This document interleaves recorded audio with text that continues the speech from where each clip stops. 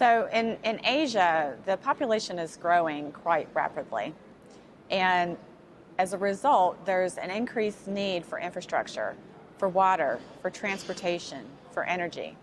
And governments, they're seeing infrastructure as value add. So you see a lot of investments in infrastructure in Asia today. As well, projects are very complex. They're large projects. There's also a skills gap. And as a result of that skills gap, there's just not enough people in order to complete these projects. Yeah, so there's some major infrastructure projects in Asia going on right now, whether it be the Changi Airport, Terminal 5, in Singapore, the Mass Rapid Transit Jakarta Phase 2 in Indonesia, the PUB Tuas Water Reclamation Project in Singapore. So at last year's Year in Infrastructure, the PUB Water Reclamation Project won a Going Digital Award for water and wastewater. And the project team used digital visualization platform to improve collaboration across the project team with over 2,500 BIM models, dramatically increasing the ability for the team to work together and to collaborate.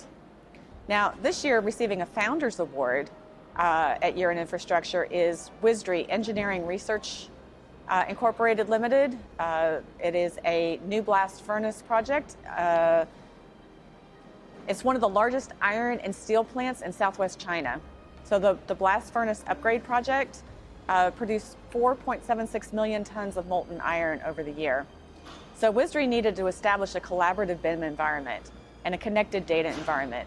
So they selected ProjectWise from Bentley Systems, open modeling applications, Synchro, to create this collaborative real-time accessible data management platform. It streamlined their workflows, performing construction simulations, so 4D construction simulations. And compared to similar projects, the integrated digital solution reduced average design time by 16 days and shortened average on-site work time by 7 days.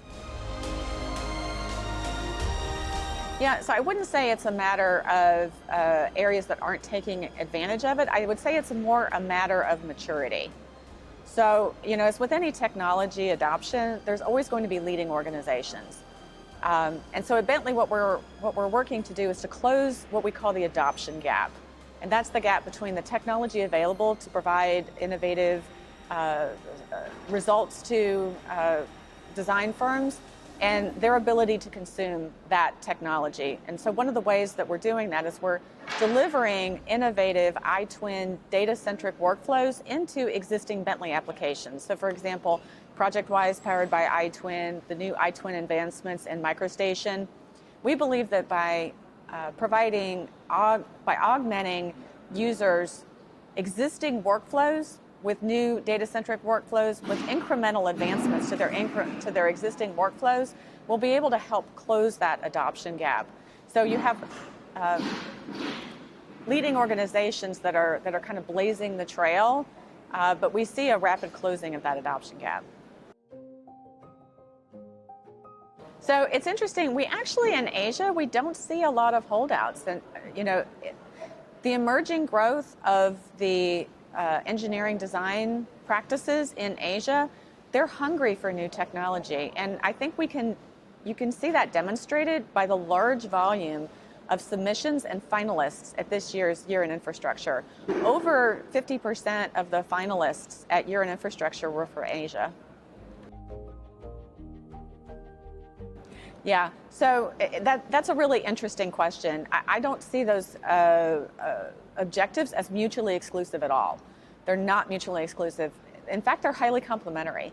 And all of them can be solved with a data-centric approach.